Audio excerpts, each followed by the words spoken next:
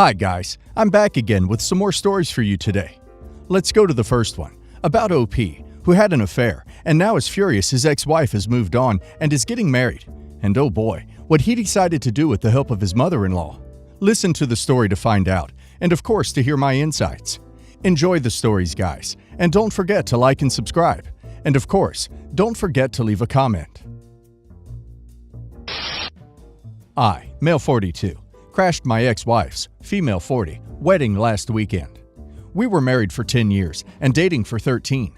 We have a 4-year-old son and a 2-year-old daughter.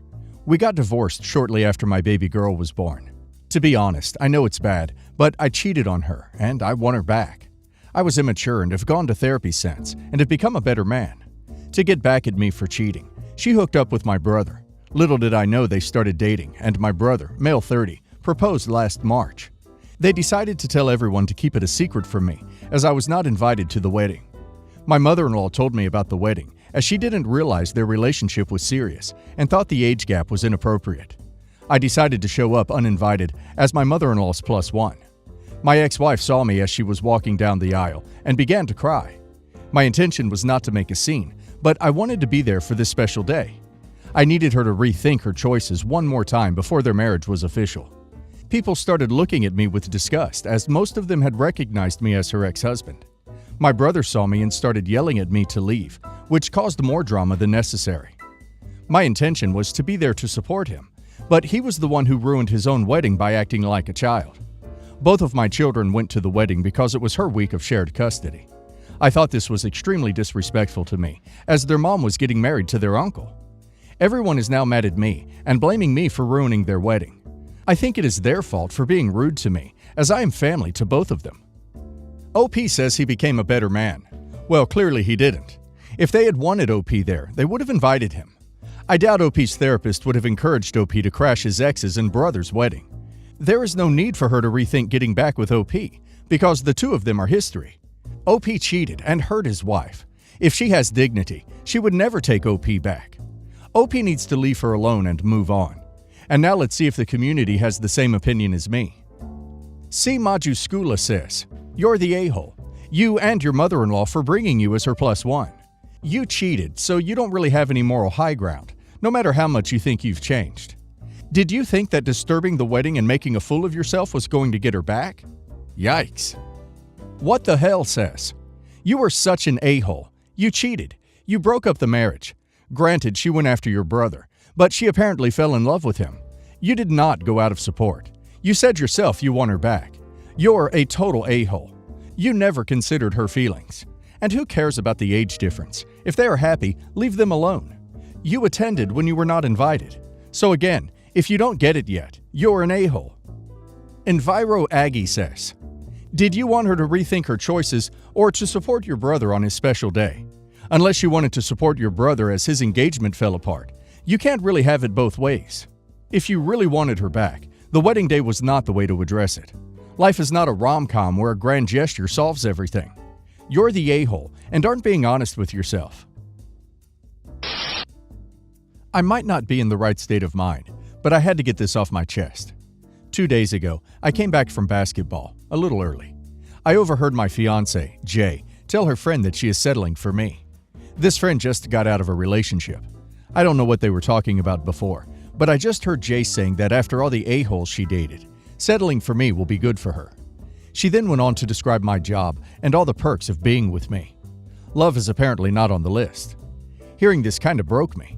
I just stood in place, dumbfounded. I don't even think she even loves me. For context, we live in a beach house. I bought it as a total gut job and renovated it myself. And I have several other properties that are all rented out. I work in property insurance from home and do house flips on the side. I'm satisfied with what I've accomplished so far in my life. All of this was worth mentioning for Jay, but not how much I loved her, how much we spent time together, not how I tried to be supportive of her goals and ambitions, how she wanted for nothing. I'm not going to lie, I was in a bad place, maybe still am. I spent all of last night going through her messages. I knew her password, I just never looked. Well, it's a pretty common thing for her to say. Pretty much all her friends know what's up. Jay wants a nice, normal guy, after all the a-holes she's dated. She wants a drama-free life or she'll be taken care of. Every time I read what she really thought about me, it was like another needle being jammed in my heart.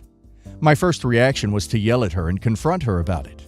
But my second reaction was to make her suffer like I am. My dear Jay, the love of my life, I thought, doesn't work right now. She quit to be a real estate agent. I don't know. Maybe she wanted to learn more about real estate. Maybe she thought her looks would get her by. She doesn't work right now. Zero. She also lives in my house. She decorated it and certainly put her touches on everything. But my name is on the title. Just mine. Her car is technically mine too. She didn't qualify for financing on her own, and she just had to have a Beamer. So I co-signed it. I can probably make a case that's my car. We don't have joint accounts. Thank the Almighty himself, because she did ask. I pay her cards right now. I want to just show her the texts, throw her crap in garbage bags, and put her out on the street. Would I be the a-hole if I did that? Well, I think OP was very lucky to hear the conversation. It's better now than later, especially if they would have got married or have kids. She already proved that OP can't trust her. She sounds like a gold digger. I personally think she would dump OP straight away when someone better comes along. And now let's hear what the community has to say on the matter. No Scarcity 8249 says, "Nope, not the a-hole. I'm so sorry this happened to you. Fortunately, you found out before you became even more entangled or married. It seriously sucks, and it'll probably be a while before you can throw her out. You'll probably have to evict her. A BMW? Really? She's got expensive tastes, huh? Well, guess who shouldn't settle? You, dude. You can do a whole lot better, and I seriously doubt she can." T Mink 0220 says, "She lives with you and doesn't work. She has friends and family, and frankly, get out from under this dating situation quickly. I would tell her you know what she says to her friends about you, and heard her talking to a friend. Never did love come into the conversation once. That you want to break up, and she must leave immediately. I suggest you bring a friend while you do this, and pack her bag and have her go to family or friends. She can't say you hit her or said horrible things to her with a witness. In the moment, she will desperately say anything out of panic and abandonment issues. You are dating and don't need to be so generous with her. We date to choose our partner, and you do not want to be hers." 6-foot leprechaun MN says, "The truth is always in the middle. I know what you heard, but that was her talking to her friend, and maybe it's true. Or maybe she was downplaying her feelings for you. I also heard you brag about your accomplishments and what you have been able to give her. I'm glad that you were successful, but you seem to be bitter about what you have given her, rather than express what you feel about her. I didn't hear you describe what your hopes and dreams are. I didn't hear you say that she made your heart skip a beat when you saw her every day.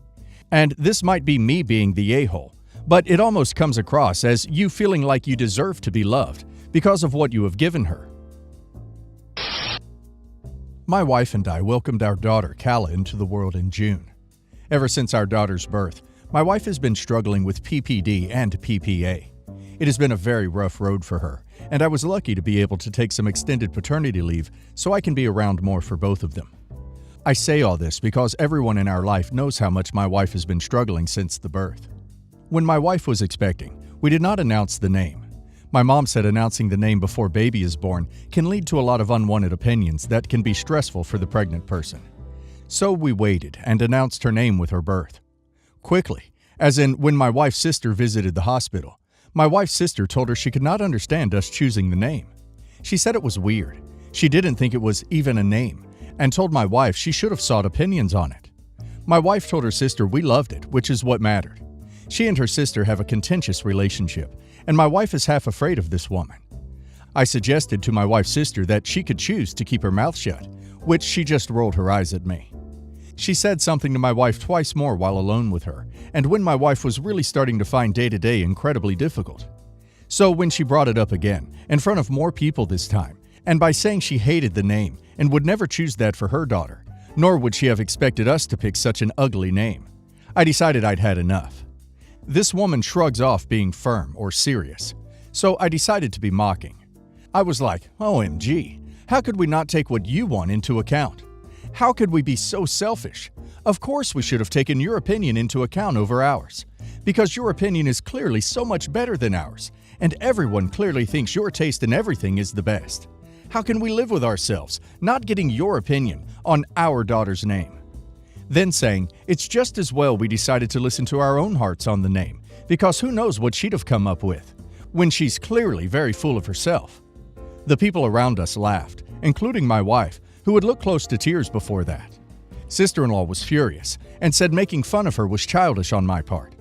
She was so enraged it was actually funny, because I have seen people yell at the top of their lungs at her, and she'll shrug it off. Sister-in-law said she was looking out for our daughter, and I crossed a line.